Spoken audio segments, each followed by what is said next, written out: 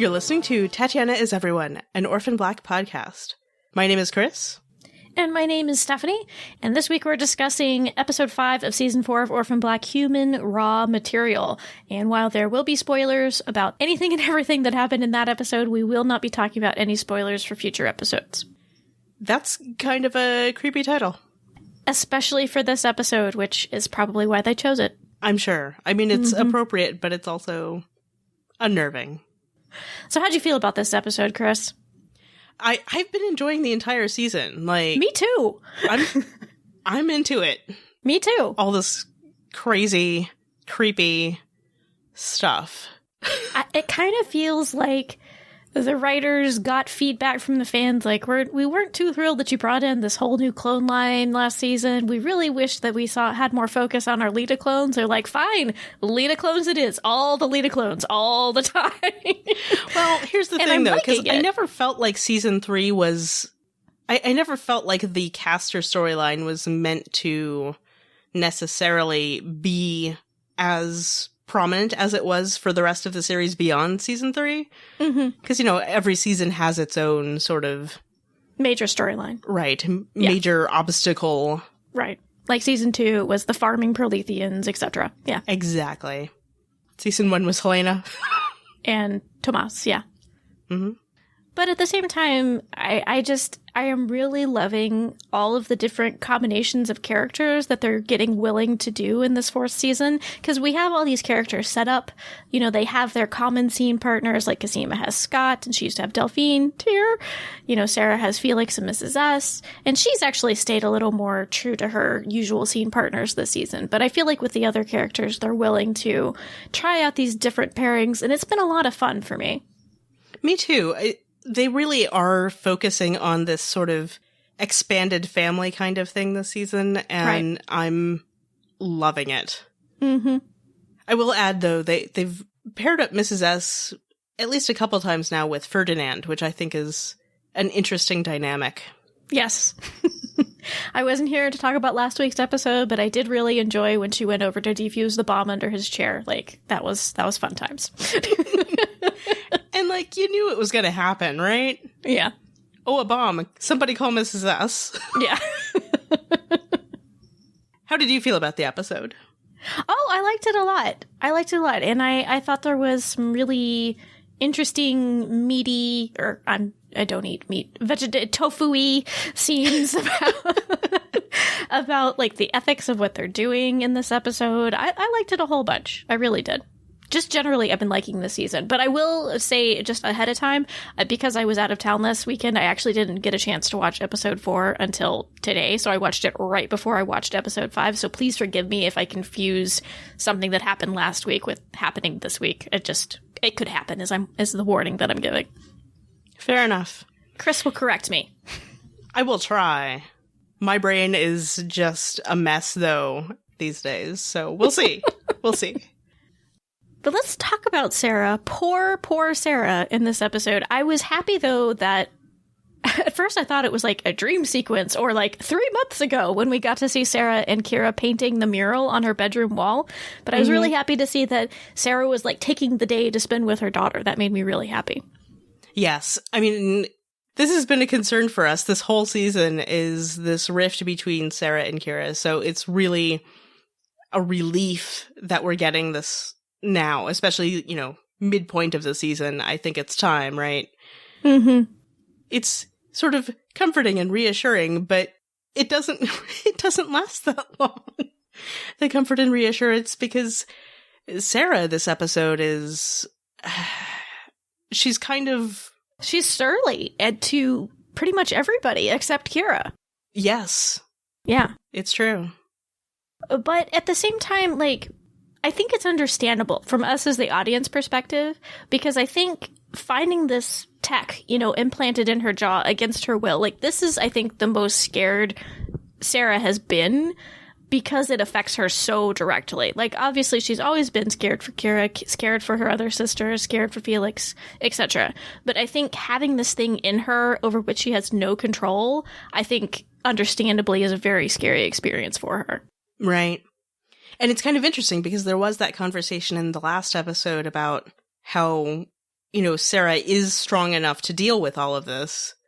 But here we see, I'm not saying she's not strong enough to handle it, but Sarah's sort of frayed at the edges, I think, at this point, Yeah. Absolutely. Also, this is completely tangential, but Mrs. S did Sarah's hair for this episode, right? Do you think so? The little side ponytail? Yeah, the side braid, which they did acknowledge is supposed to be a nod to Mrs. S. Oh, that's true. She does wear her hair like that from time to time, doesn't she? Yes, she does. And just because we're talking about Sarah's hair, I have to say I'm not loving the hairstyle that she's choosing this season. I know it's actually closer to what we originally saw her hair like back in episode 1 of season 1, but I don't love it. I wish she'd go back to more of the just free-flowing waviness that she had in seasons like 1, 2, and 3, or more like 2 and 3. Post-Beth pretending period of her life. Perpetually windblown. Yes, exactly. But she's doing this thing where it seems like it's like slicked down or pulled back over on I think it's the right side of her head. I find it distracting, but that's just me. Fair enough.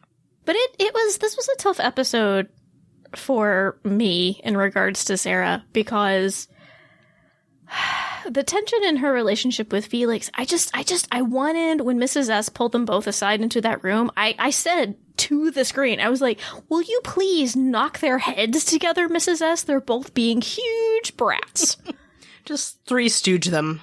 Yes, exactly. And I mean, she does call Felix out for when he throws food at Sarah. He's like, how old are you? I think she says to him. But it's so hard because I think, as an audience member, I think you can see it from both of their perspectives. Right. It's one of those things, neither of them is wrong, but neither of them is right. Mm-hmm. Because, yes, like, Sarah's being stubborn and a brat about the fact that Felix is going looking for his biological family, which he has the right to do and she should be supportive of. But at the same time, it's like, it's not Sarah's fault that she connected with her biological family. Like, she didn't do that on purpose to make Felix feel left out. Mm-hmm. So it's difficult to watch them be so at odds with each other. I was glad to see that he finally knows about the maggot bot, though, at least. Mm-hmm. And I mean, the thing, too, is Sarah has every reason at this point to be suspicious of new people in their lives. Mm-hmm. They've had enough random people popping in who, not so randomly. So you can't blame her for being suspicious. Yeah. And wanting to check. And when Felix just brought Adele to their safe house, like, yeah, he needed to have his head smacked upside. After specifically being told that's the Not thing to you do don't that. do. Like, fine, get to know your sister, but please don't bring her here. Oh, by the way, I'm bringing her here. No, Felix, no, you're being a brat. And I honestly, when we had that scene where Sarah got the phone call from Scott. Hi, Scott. Joss Wilkie. You're in the credits now. That makes me happy. He made me happy too. Yeah, I think it only happened last week. I don't know that he was in the credits the first time this season, but maybe I just missed it. Anyhow, I honestly don't know. I usually pay attention though. I like looking at the credits because it gives you a hint as to what actors are in the episode. But anyway, which is weird because you hate spoilery things. You hate the previously on because it gives indication of what might happen. I am an enigma wrapped in a mystery. Fair enough. Anyway, when Sarah got the phone call from Scott, and I wasn't really surprised that Adele ended up being Felix's biological sister. At that point, I was like, she's wrong. Like, she's just wrong. But that doesn't mean I trust her. Even though we got that confirmation, I'm still not sure if I trust Adele. I'm a step more paranoid than you, and I'm like, that might be a false positive. or maybe, because there's gene editing going on in this show. Yeah, that's true. The maggot bots apparently can alter DNA, so. Well, and that's what I'm saying. Even though we got that confirmation from Josh Vokey's character, who, I don't know why I didn't call him Scott, but I almost called him Josh, confirmed that, the DNA turned out okay, but I don't know that means she's his sister, period, and B, that she is still trustworthy even if she is his biological sister. Because motives, who knows? Mm-hmm. But since we got Kira interacting with her in this episode, I was watching Kira's reaction to her very carefully.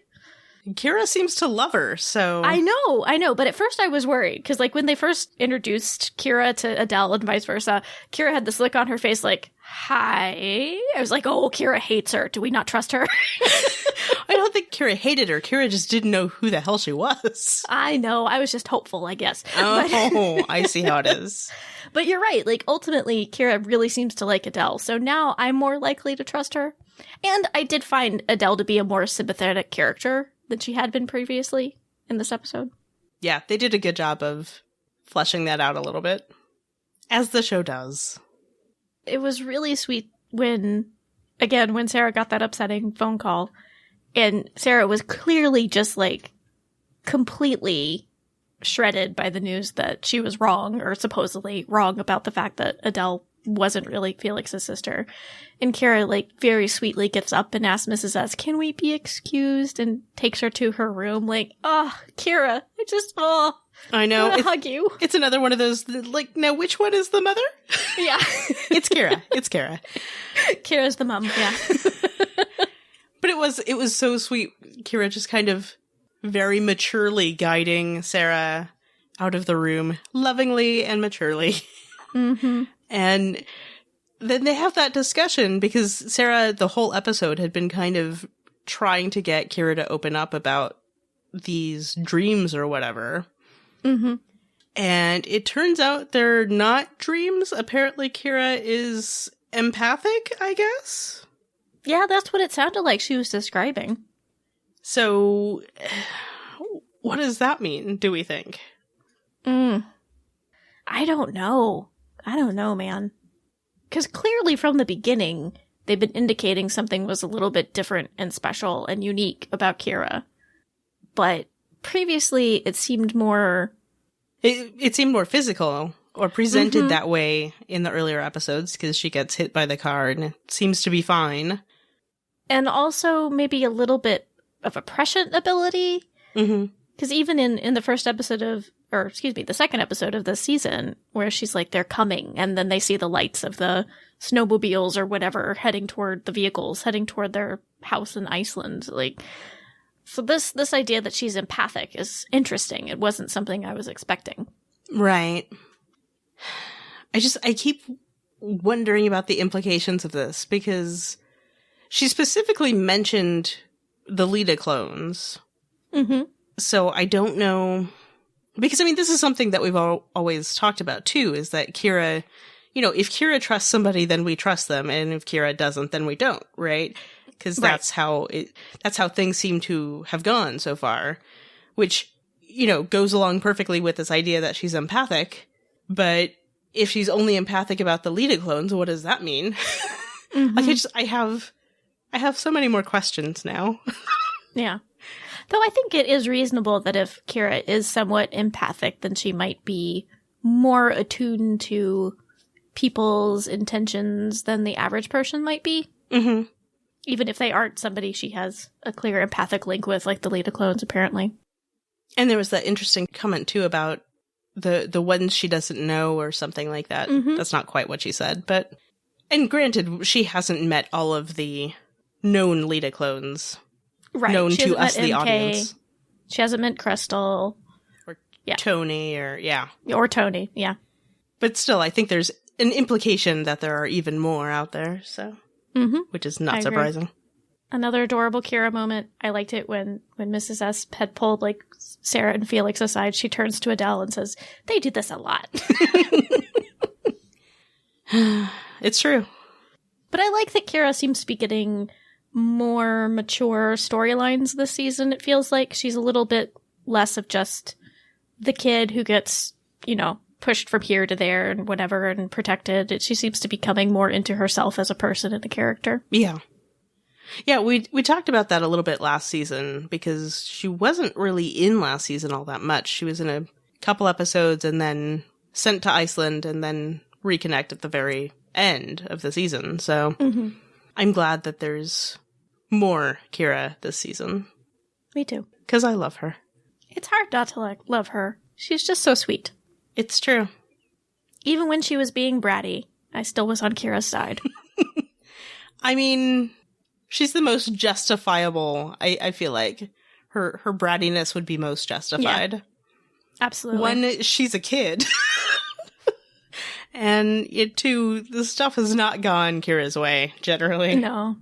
No, she gets left out of the loop a lot, poor Kira.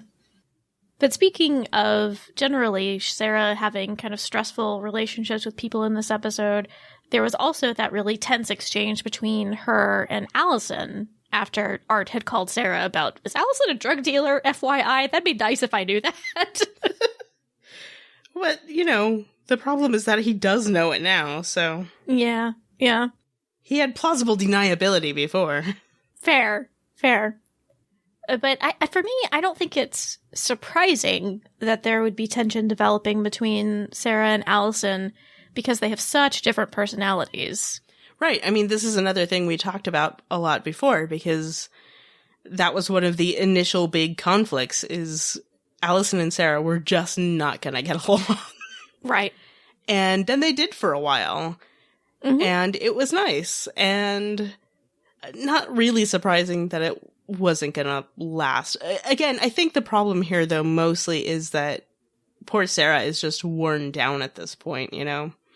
Sarah's not in a good place. And I feel like that, as much as anything, is causing a lot of problems. Yeah. Last week, she was kind of nudging Allison, kind of yelling at her a little bit to, pull her weight. Not cool, Sarah. No, not cool. But at the same time, I can see where Sarah is coming from, because I think in a lot of ways, Allison has really been left out of a lot of the things that Sarah and Helena and even Cosima have had to deal with. Mm-hmm. But I think partially that's because of Sarah and Cosima's choice. I don't know that Allison could kind of handle this. And it got me wondering this week if Sarah knows what Allison did digging up Leaky to help her. That's true. I don't know. Because, clearly Cosima communicated with her about their findings after they examined that maggot bot inside of Leaky's head, but I don't know that Sarah knows that the information came from Allison's actions. Yeah. That's a good question. Yeah, also, as far as Allison not pulling her weight, it is that Sarah and Cosima kind of leave Allison out of the loop, but I think also it's just a matter of their circumstances, right? This is something that they established early on. Allison was the one who had the family, and I think Beth and Cosima were deliberately, to some extent, leaving her out of it for the sake of her family, and also Allison even specifically says that her contribution was financial. Mm-hmm. That was the way she presented it, was sort of that was the only thing she felt like she could contribute. So, right. Although we really have seen Allison engage in a way that she hasn't necessarily before with their acting tour de force in last week's episode. The acting and then not acting. Anyway. Also, I said her name was Julie or Julia, and it was not. It was Portia. I couldn't remember what her name was, but... Oh, okay. Yeah, it was Portia. I can confirm.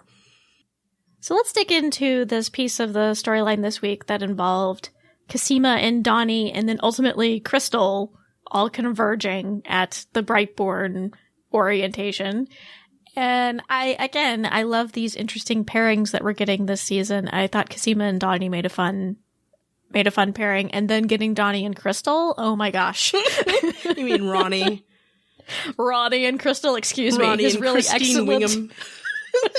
They're really excellent undercover names.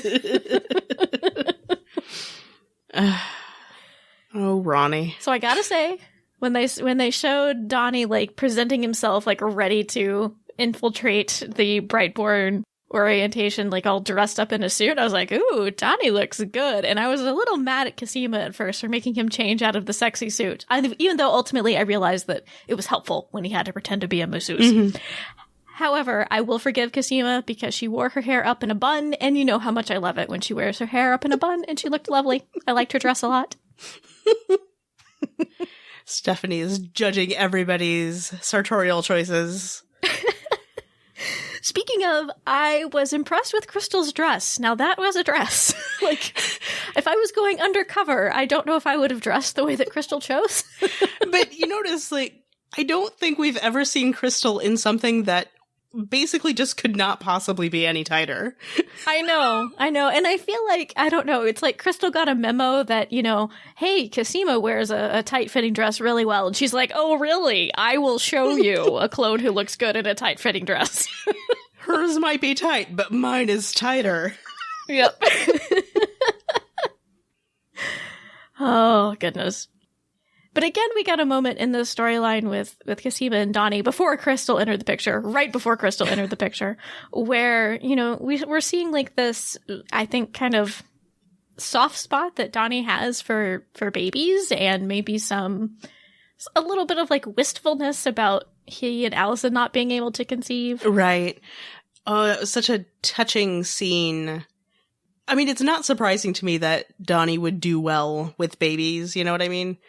Right. He seems very... He is essentially a big baby. No, I'm kidding. Well, he's been very good with his own children, and, but it's just, it was very cute to see him holding the baby, and also good to see his reaction to seeing a clone in the wild, like a new clone in the wild for the first time. I know. I was watching it with my partner, and Susan was like, oh my gosh, he thinks she's Cosima. Like, no. He knows. That is not Cosima. I'd be concerned for Donnie if Donnie thought that Krystal was Cosima. I know. Oh, but Donnie was, when he was trying to pretend to be Ronnie, just so bad at undercover. I guess he's lucky she didn't recognize him from before, and she wasn't like, weren't you the guy holding the baby? Well... It's not unreasonable to think that maybe one of the employees would be hanging out elsewhere in the building. I don't know. Mm-hmm. Yeah. Although, as soon as he was looking at her like that and responded that way, the doctor, whose name I don't remember off the top of my head, was sitting right across from Donnie, and I'm just kind of like, was he picking up on this? I don't know. I'm worried. You talking about Dr. Bosch? Yes, thank you. You're welcome. Also, Dr. Bosch works at LifeSpring, where Beth had apparently gone, which is why Allison didn't go in. But then they sent Cosima in here. Yeah, I was curious about that too, because Allison even made a point, like, I can't go in there because of Beth. And then she was planning to go into Brightborn. Mm-hmm. But then Cosima took over. It didn't make sense to me, but... I don't know. The only thing I could think is that maybe they thought they wouldn't have direct contact with Dr. Bosch, but yeah, I was curious about that decision too.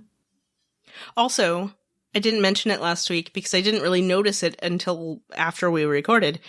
The Brightborn logo is the logo that was on the key card that we saw Beth with the night she commits suicide. When she puts the wig on and leaves with the key card, it's a Brightborn key card. Good eye, Chris. Thank you. I get there eventually. I'm bummed. I really haven't had the opportunity to rewatch episodes of the season, but I guess I should think of it as like I'm going to have a real treat ahead of me when I rewatch the whole thing at the end of season 4. I'm such an obsessive nerd that I've watched, I think, every episode at least twice, usually about 3 times a week. If I had the time, I would. That's fair. That's fair. So it was a little bit exciting. We got a Delphine reference this episode. I know we saw her picture last week. And then there was the Delphine episode this week. The Delphine reference, this week. The Delphine episode? I'm hopeful. That's my hopeful mouth talking. Like, what did I sleep through? But when Donnie was just like, you mean Dr. Cormier? I was like, Donnie, you are terrible at undercover. I'm here to protect you, or I'm here to help you, Krystal. How do you know my name? I guess Krystal, speaking of the moves that she then pulled on Donnie, I guess she also got the memo that like, oh, people like Allison when she's in her workout wear, I'll show you a clone who looks good in workout wear. With very, very short shorts, I must say.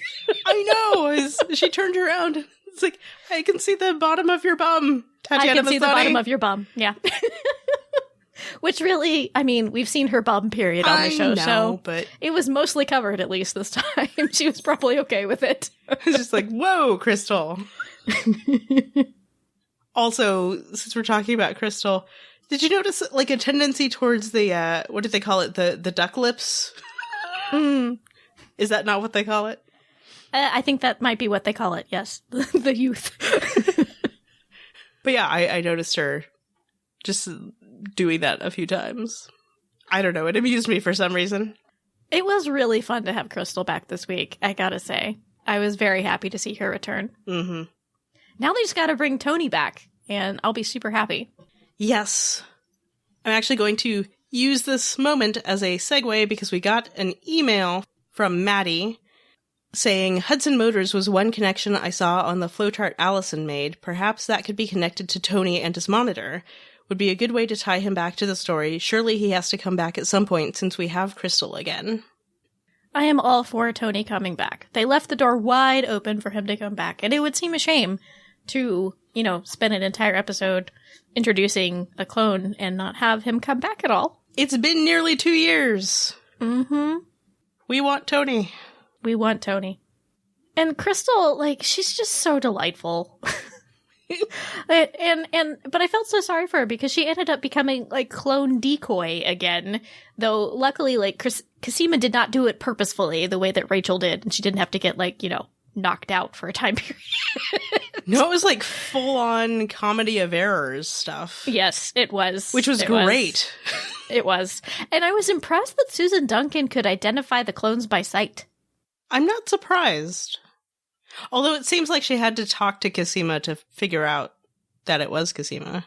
Or maybe it was just a matter of confirmation of what she already thought. I don't know. Well, that's true. But she could just look at Krystal and be like, that's so-and-so. She even knew her last name. She's somewhat aware of some things, but completely harmless. We just need to let her go. I mean, Krystal did say something about, I'm a beauty professional. Was that? I forget exactly what she said, but... But you think she gave some clues to help Susan Duncan identify her? She did, yeah. Oh, yeah, she was talking about she was a beauty professional. She just wanted to see what the cosmetics were like that she stole. Mm-hmm. Professional curiosity or something like that, I think she said. Mm-hmm.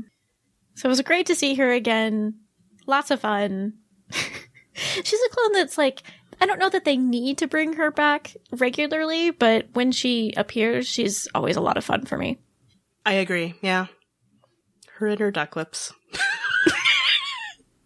Well, and she is one character that I can't really wrap my head around the fact that that's the same actress playing her and Cosima and Allison and Sarah. She's just so different.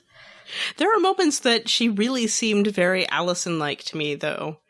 I can see that, yeah. Yep. It's weird. I mean, it happens and then you're kind of this almost doesn't make sense, but it makes perfect sense at the same time. Yeah. Such is the magic.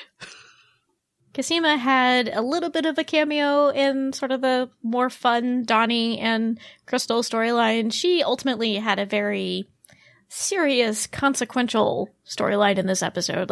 I was happy at the beginning that, oh yay, Cosima's getting out of her science basement and doing some stuff, but oh, Cosima by the end of this episode. It was a real heartbreaker for her, I think. Yeah. The whole storyline, basically as soon as she leaves Donnie, was so utterly stressful. Mm-hmm.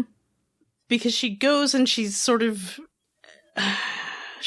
running from the official people at Brightborn just so she can snoop around. And she ends up in that observation area off of a room of, I guess, more of the, what were they calling them? Carriers? Yes. Which has unnerving implications also. And we should also mention that Trina said to Allison in the last episode that she was a carrier. Yes, that was what I was referencing there, yes. Mm-hmm. But that was reminiscent of Amelia, Helena and Sarah's birth mother. So, I don't know if that's what's going on, but part of me feels like it probably is. Thoughts? I was unclear as to what all was going on with the carriers. I wanted to actually get your input about it. Because, clearly Cosima sees the baby be born with some really, really just horrible birth defects. And so they're clearly, I think, kind of trying out what gene does what, like how can we eliminate these anomalies that cause problems, but I wasn't entirely clear on what the carrier's role were. Like, because it did seem when we saw Portia last week that she was carrying her own baby. Because it did seem for a minute like, do they maybe have the carriers carry all the babies and then they just kind of give the perfect ones away to the parents and they think it's like their child? Or I was a little confused as to what all was going on with those women. My current theory, because Cosima was reading the fine print on the documents, and there's the thing about the embryos, yeah. Exactly, and how, so do I get those back? And Susan Duncan was like, you can't own them. They're ours. But it was like after a certain time period, I think, if they didn't ask for the embryos back, then they became donated for research, essentially. Anyway, I'm thinking that's what is going on, is basically they're using those embryos. Right. They're actually doing the one fertility thing and, following through with IVF or whatever it is they're doing, but also basically using that as a source for embryos, is my guess. Which makes sense. But as soon as they ended up at an IVF clinic last week, you immediately go to like, this is how they implanted all the Lita clones into unknowing surrogate mothers, out in the wild. But I still would like a little more information on the carrier situation and what all they're doing there. I'm sure we're going to get more, but I was a little unclear after this one episode. Mm-hmm. Because, of course, we don't know what's going on with the current Lita project either, since Charlotte seems to be the only successful one since the batch of Tatiana Maslany's. Yes. How else do you distinguish? I'm just saying. No, that's good. Okay. The T-Moss batch. Yes. So that Cosima storyline, it leads up to what I thought was just a really intense, interesting scene between Cosima and Evie Cho and Susan Duncan, where Cosima is confronting Susan about using these carriers and, doing these types of experiments and, really getting into a lot of the bioethical questions I think that Orphan Black raises. Yeah, and that whole thing about, I didn't give my consent for any of this, and Susan's comeback that you can't consent to being born. Mm-hmm. Because she's not wrong. No, she's not wrong. And that, like that, I mean, obviously they weren't going there, but that in my head, like, got me starting thinking about, like, abortion and the conversations around access to abortion and women having the right to choose that option. It was just a really heavy line for me. Like, no one gives permission to be born. Like, ugh. It just made me think a lot. Darn it, show. Stop it. You'll have to go elsewhere for one of those shows. But Susan follows up that statement, no one gives permission to be born. She says, I created you as a beautiful baseline to unlock the mysteries of the human genome. And then Cosima replies, we're your oncomice. And I had to look up what that meant. As did I. So if you haven't looked it up yet, what she was referring to is the oncomouse or the Harvard mouse. It's a type of laboratory mouse that has been genetically modified. It carries a specific gene, which is called an activated oncogene, and it increases the mouse's susceptibility to cancer. So it makes the mice more suitable for cancer research. So that was what Cosima was talking about. Unnerving. Yes, very much so. And I think ultimately that conversation, it leads to Susan Duncan making Cosima an offer that I think is very difficult for her to refuse. Because as we did see at the beginning of this season, Cosima's no longer at Dyad. She no longer has access to resources and equipment that she needs in order to work on a cure for herself. She's kind of all alone now with Scott, in the basement of a comic book store. Mm-hmm. So what is she going to do? And that's the dilemma, Mm-hmm. And it's got me wondering if the Lita clones having to basically make a bunch of deals with the devil is going to be recurring throughout the season, because we had Sarah have to team up with Ferdinand again at the beginning of the season, toward the beginning of the season because of the maggot bot. And now do we have potentially Cosima being willing to team up with Susan Duncan because of her concerns about her health? I am very curious what Cosima is going to decide to do. Because she seems to feel so strongly about the one position when they start that, you know, this morally is wrong. Mm-hmm. But, you know, Susan's not wrong in saying that essentially you need this if you want to live. So, you know, I guess that's the issue now, right? Is, do you survive at the risk of affecting other people's lives? And this is a similar choice that we see Rachel making about Charlotte in the last episode, right? Correct, yeah. Because ultimately Rachel tells Susan, Charlotte's data, if we just don't intervene and let her disease carry through to its conclusion, that's more valuable than her life. Like, that is actually for the greater good to let this one clone go through the disease and potentially die. Like, is Cosima going to make the same choice? Or for her, like, what becomes the greater good? Is it going to be a greater good that she gives Susan access to Kendall's genome so that she can come up with a cure that could potentially cure all the Leda clones? Or... But could also do any number of other things. Exactly. Do any number of other harms. Or does she refuse to give the genome out of the greater good of protecting potentially other Leda clones from being created? And other things that they might do with Kendall's genome. I guess that's the big issue for me, is Susan Duncan is in no way trustworthy. Oh, God, no. Clearly not. Hence the more difficult decision, because she very well could cure Cosima, I think, you know? Mm. Since it was Susan's design that had caused the disease. Right. She seems to be the clever one, or at least as Ethan Duncan was presenting it. Susan was the real genius. Mm-hmm. But I don't trust her as far as I could throw her. Nope. Which is not very far. And I am super interested to see Cosima go through making this choice, deciding what to do, and ultimately seeing how it plays out. I think this is a really interesting moment for her, potentially. Mm-hmm. But I'm worried because it's like, if she chooses one way, am I going to lose respect for Cosima? Mm-hmm. I don't know. But I guess that's good drama, right? Exactly. Exactly. So to conclude our discussion about Susan Duncan, we have to, I can't even say it. We have to, I suppose, talk about that ending scene between Susan and Ira, to which I can only say, creepy.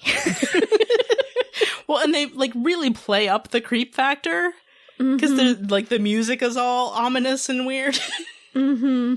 And it's a pool with all the blue lighting. Exactly. That's never good. Because here's the thing, like, objectively, it's not that weird, maybe? Maybe?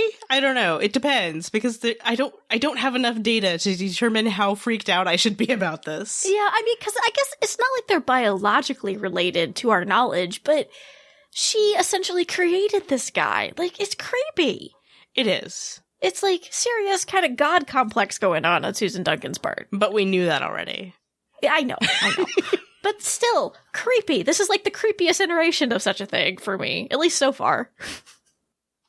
I'm thinking, like, I'm seriously... Henrik was pretty bad. Well, I meant for Susan. This is the creepiest iteration of her god complex. No, Henrik was... Yeah, he's on a whole other level thus far. Yeah, see, I'm just like, in the context of the show, it's not that bad.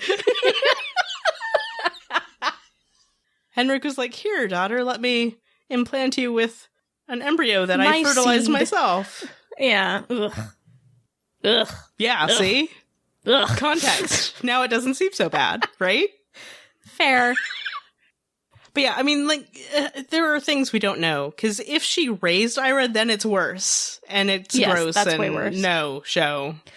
However, I think we also saw that Rudy had a bit of, like, a mama's boy complex, so maybe this is in keeping with tendencies of Castor clones. That's a good point.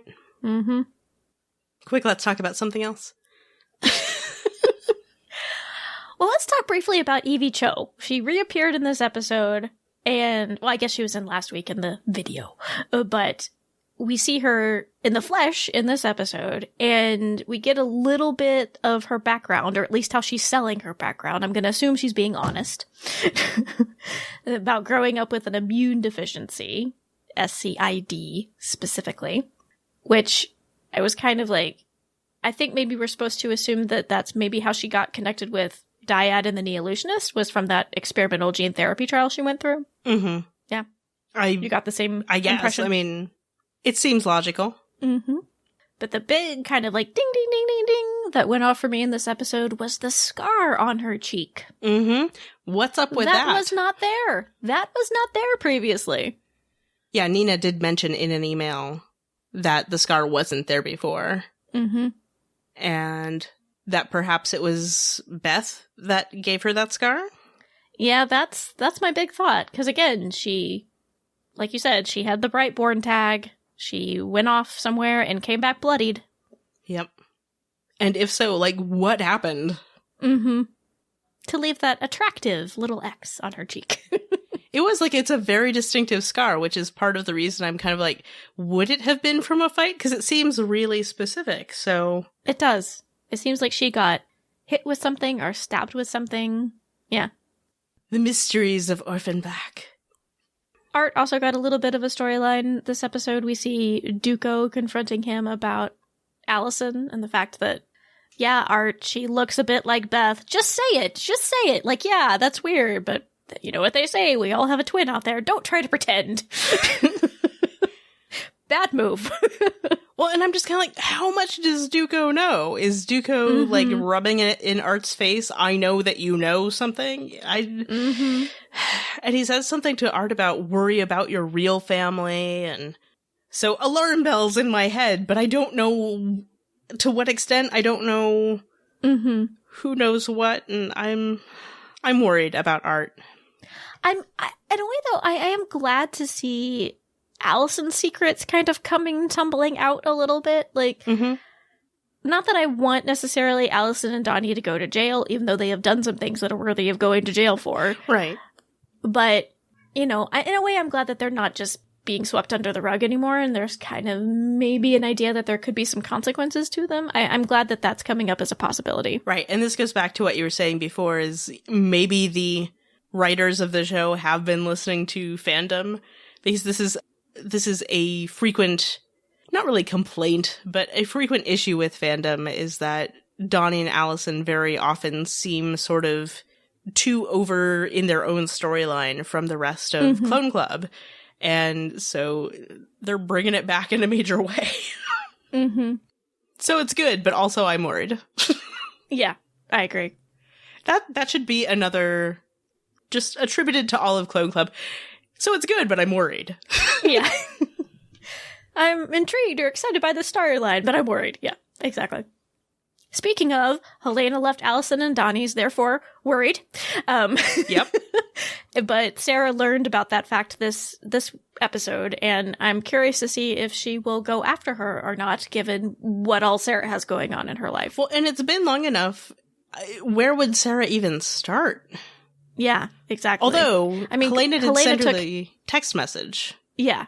So maybe she could have Art run the cell phone info? I mean, I don't know.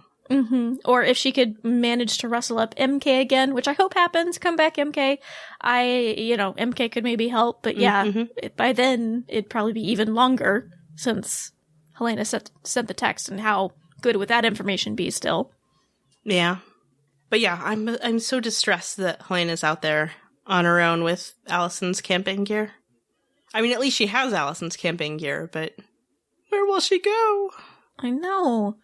I was so sad to see that in the last episode. I mean, like, I don't think Donnie did anything wrong, but at the same time, it's like, Donnie, why did you not think about possible consequences? At least keep a better eye on her. Come on, man. Yes. And then I also got worried because Allison and Donnie weren't home at the time. But where are Allison's kids? Because Helena seems to have been babysitter. Maybe they were at school, but see, I worry. That's a good point. What about Oscar and Gemma? Who's going to look after them? if they still are alive. We haven't seen them this season, actually. Again, I think the actors have maybe gotten a little too big for their timeline. Didn't we see Gemma in the background, I thought? We might have seen Gemma in the background, but I don't think she's had like a scene where she's talking and foregrounded the way that we have in previous seasons. Mm-hmm. And tangentially speaking of Allison, I mean, did you see that flowchart they were looking at the beginning of the episode? I did. It was so Allison, I could not believe it. I know, she clearly like fired up PowerPoint or something and just like quickly dashed off that. Broke out the clip art. Uh-huh. Maybe she made it last week when she was preparing those thick case file research documents for Donnie and Felix. Yeah. It was probably a matter of like, well, I'm on a roll. Might as well do another. So like I mentioned at the top of the episode, I've really been enjoying this season, and I'm liking a lot of the choices that the writers are making, but there's a couple of things that I'm kind of going like, about. And first of all is that... Are they blonde? Well, I guess one of them is, yes. So, you know, clearly we've got a lot of people sitting around thinking, where's Delphine? You know, we've got a mentions of her. We saw a picture of her last episode. But still, you know, we're halfway through the season and still no confirmation either way, whether she's dead or alive or what might have happened to her. In a way, I'm not surprised they are drawing it out, but I'm a little surprised they've been drawing it out this long. Yes and no. I don't know. I don't think she's dead, Stephanie. I don't either, which just makes me more puzzled because I don't think she's dead, and yet we still haven't seen any hide nor hair of her, especially her hair. Where's her hair? It's wherever they film X Company. Which I think is like in Eastern Europe, maybe? I think so, yeah. But I guess the other blonde person I'm curious about is the fact that we haven't seen or heard anything else about Shay this season either, which... in a way, I'm not surprised about because she clearly had a very scary run-in with Delphine, so I could understand if I were Shay, I would be like, I like you, Cosima, however, no thank you. But, you know, there was that kind of tag to the end of her storyline last season where Delphine went to her and talked to her and said, you know, here's the card, give it to Cosima, I told her she could tell you everything if she wanted to. Right. And I mean, to be fair, that was an important moment for Delphine, obviously, but it also really left the door open for Shay to return, and she hasn't as yet. Right. Because to me, that felt like such a specific setup for the next season that it's surprising that it hasn't even been mentioned, you know? Yeah, exactly. So I'm like, yes, where is Delphine? But also, at least Delphine has been mentioned. But yeah, exactly. Do they not care about Shay? Mm-hmm. Apparently not. Well, and especially since they were setting her up to be a shady character last season, too. Like, you know, the reveal that she was in the military and all that stuff. And I mean, granted, that could have just run its course in season 3 with Delphine being suspicious, and then ultimately her suspicions were not valid.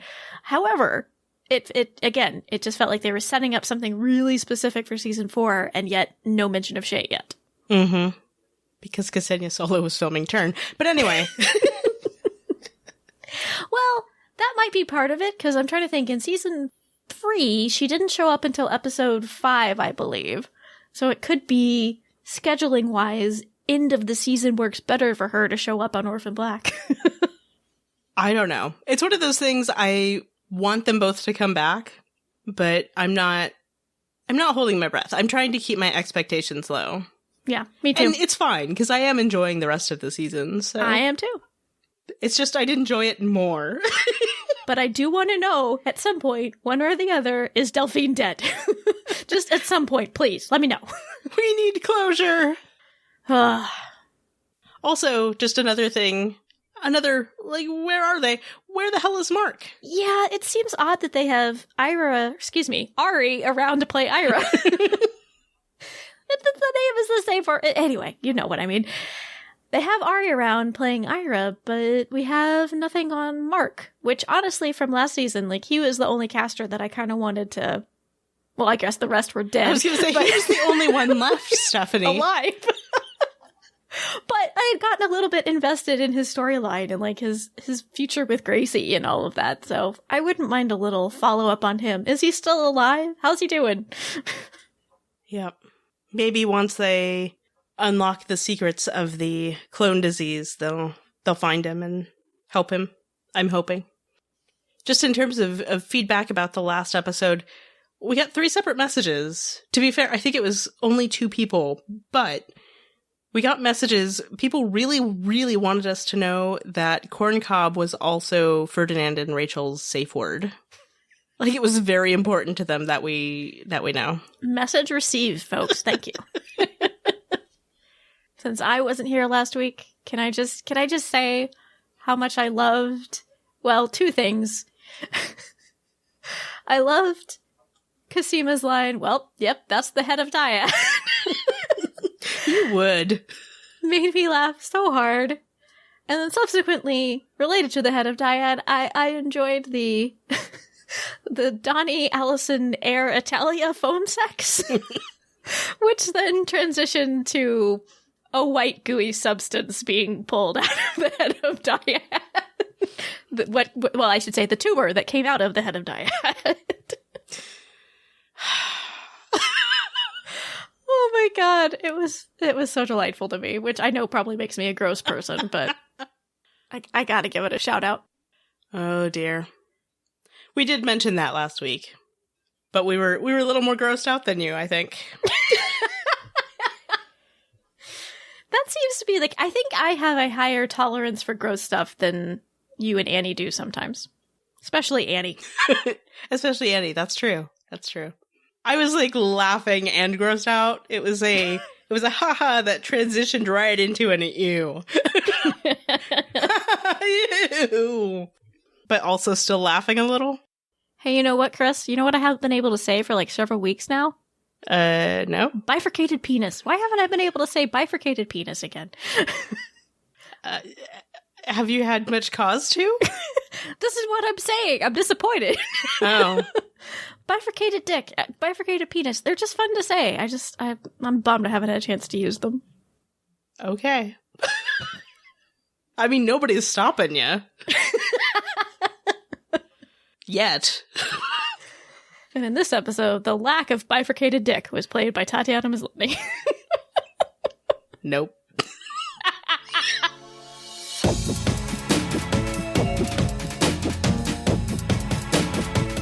Please send us your thoughts about this episode of Orphan Black, as well as about our thoughts. We'd love to hear them. You can go and leave a comment on the show notes for this episode over at TatianaIsEveryone.com/104. You can send an email to feedback@drinksatthedoll. Nope. feedback@TatianaIsEveryone.com. I knew I would do that at some point. It's a little surprising it doesn't happen more often. It's really true. You can record a voice memo with your smartphone and email it to us, or you can call our listener voicemail line at 972-514-7223. We are on Twitter at TIE Podcast, and we're also on Facebook. Tatiana Is Everyone is part of the Ask Genre TV family of podcasts. We have other podcasts for shows including Killjoys and Lost Girl, and our new podcast, Finalysis, which is currently covering Winona Earp and The 100. All of those can be found at AskGenreTV.com. And in this episode, Duck Lips were played by Tatiana Maslany. Thanks for listening.